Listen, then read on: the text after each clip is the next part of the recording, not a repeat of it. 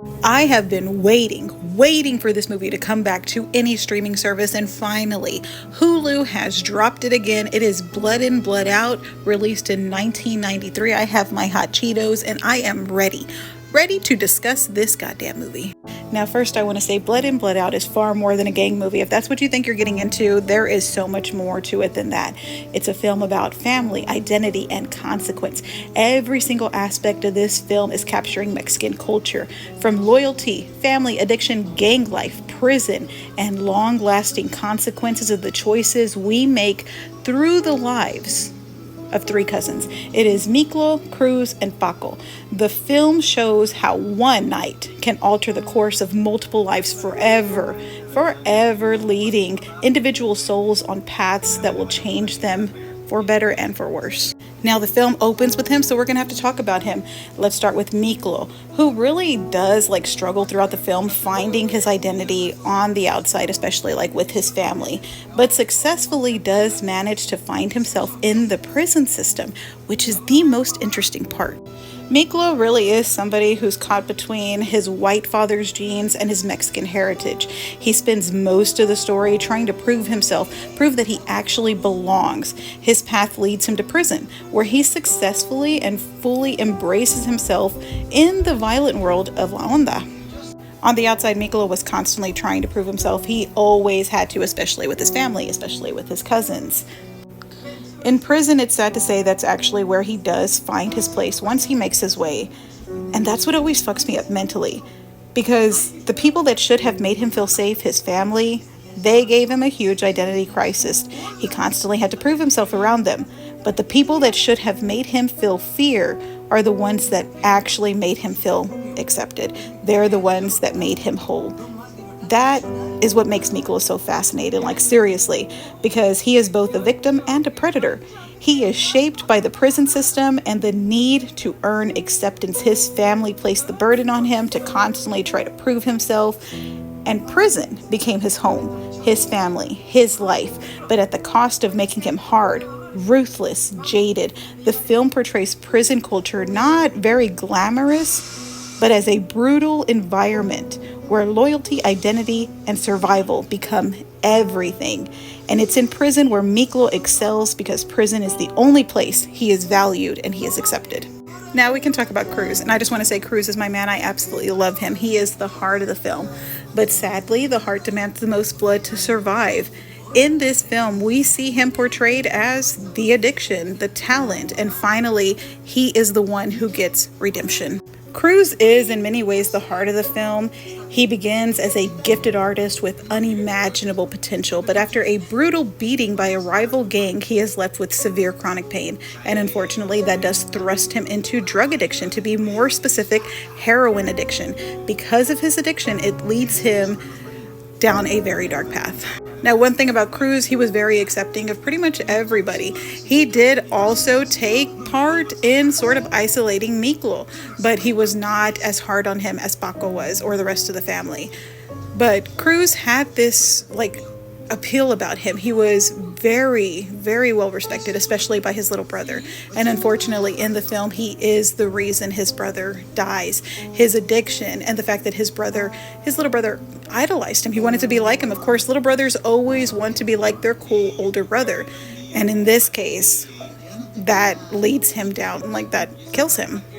After that, his family completely rejects him, blames him, banishes him, and he falls deeper into drugs, depression, and self-destruction. His story is so heartbreaking because it shows how quickly a promising life can unravel, and how pressure, lapse in judgment of responsibility for those around you, and as well as pressure from all points, can completely make you crack.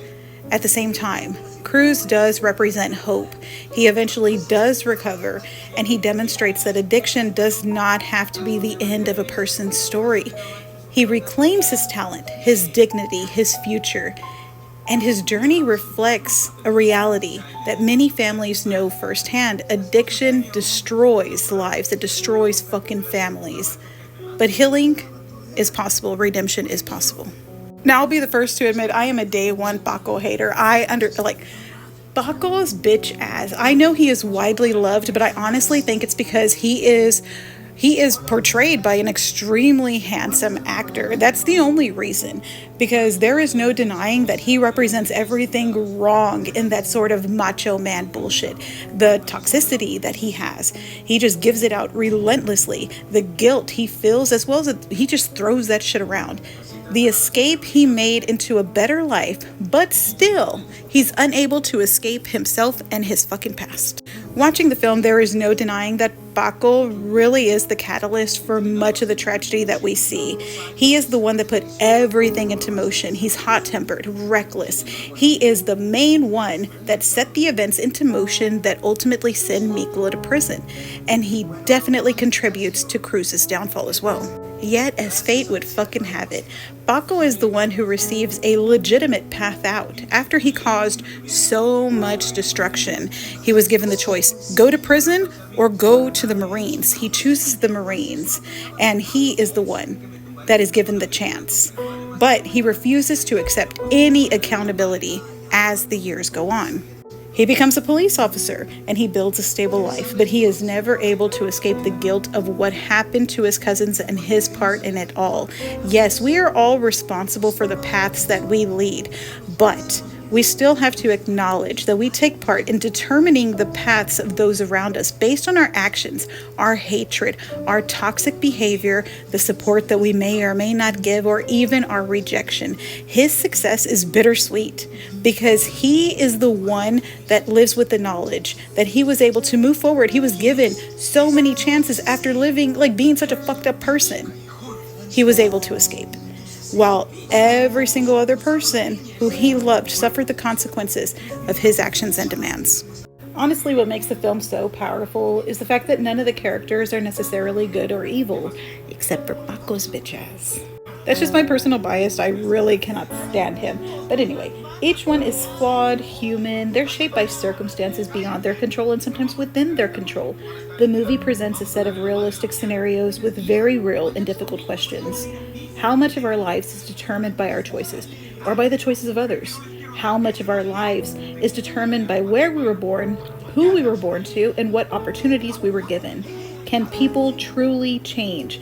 And finally, is redemption even possible after making devastating, unforgivable, and life-changing fucking mistakes? In my personal opinion, Blood In, Blood Out is a movie that best represents the culture.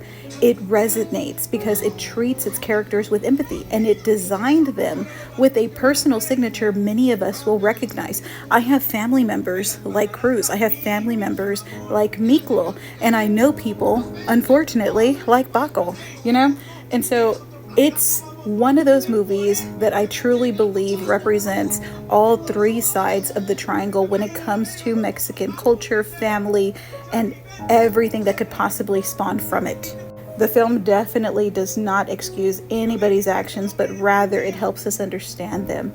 It captures the bonds of family, the weight of cultural identity, and the painful truth that sometimes decisions can and will affect generations of the past as well as generations of the future. In the end, the story really is more than just the gangs or the prisons. It's about brothers, cousins, and families who love each other yet still hurt each other and try to survive in a world that offers very different opportunities for each one of them. Seriously, it's 100 out of 10. It is a phenomenal film. It's tragic, it's unforgivable, and it is brutally honest. Whether you connect with Miklo searching for his belonging, Cruz battling addiction, or Paco's bitch ass struggling with guilt, and it just leaves this long-lasting impact. Blood In, Blood Out is more than a gang oath. It is a statement about family. No matter what happens, these men are bonded together by blood, by love, and by consequences of their own actions and choices. You can find this movie currently streaming on Hulu. Highly recommend it. And you've seen quite a bit of things in this very long review. I apologize, but I'm just giving you a taste of what it has to offer because it has not even gotten into the shit that goes down in the prison. Let me know what you think.